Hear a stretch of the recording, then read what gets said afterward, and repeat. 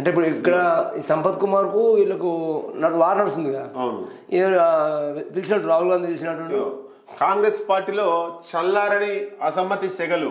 రేవంత్ రెడ్డికి వ్యతిరేకంగా బెంగళూరులో ఖర్గేను కలిసిన మంత్రి జూపల్లి, ఎమ్మెల్యే బండ్ల కృష్ణమోహన్ రెడ్డి.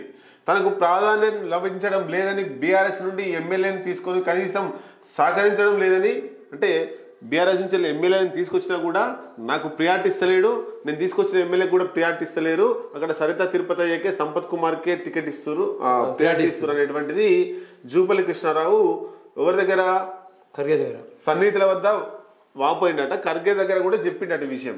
రేపు రేవంత్ రెడ్డి ద్విపాదాస్ మున్సి మీటింగ్ ఉండగా ఈరోజు బెంగళూరులో కృష్ణా తుంగభద్రకు నీటి విడుదల విషయమై వెళ్లి ఖర్గేను కలిసి గోడు వెలబోసుకున్న మంత్రి జూపల్లి అంట.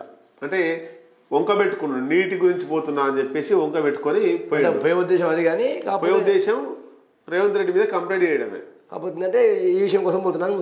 గద్వాల నియోజకవర్గంలో రేవంత్ రెడ్డి తనకి కాకుండా సరితా తిరుపతయ్యకు ప్రాధాన్యత ఇస్తున్నారని, ఉప ఎన్నికలు వస్తే తన పరిస్థితి ఏమిటని అయోమయంలో ఉన్న బండ్ల కృష్ణమోహన్ రెడ్డి. పాపం బండ్ల కృష్ణమోహన్ రెడ్డి కుడిదిలో పడ్డ ఎలుక లెక్క ఆయన పరిస్థితి తయారైంది. ఎందుకు బీఆర్ఎస్ నుంచి వెళ్ళి కాంగ్రెస్కి వచ్చిండు. బీఆర్ఎస్ లో ఉన్నా కూడా ఉంటే అక్కడ ప్రియారిటీ ఉండేది బీఆర్ఎస్ కార్యకర్తలు. కాంగ్రెస్ నుంచి బీఆర్ఎస్కి వచ్చాడు, కాంగ్రెస్ నుంచి బీఆర్ఎస్కి వచ్చాడు. ఇప్పుడు ఇలా ఆయన డీకేఆర్ వాళ్ళ తమ్ముడు కదా బండ్ల కృష్ణమోహన్, డీకేఆర్ తమ్ముడు.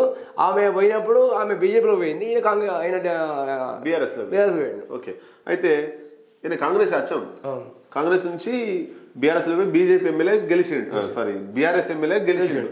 గెలిచిన తర్వాత అధికారంలోకి వస్తే బీఆర్ఎస్ లో ఉంటాడు, అధికారం లేదు కాబట్టి వెంటనే కాంగ్రెస్కి వచ్చిండు. అక్కడ ఈయన మీద పోటీ చేసిన సరిత తిరుపతి అయ్యకు ఈయనకు పడతలేదు.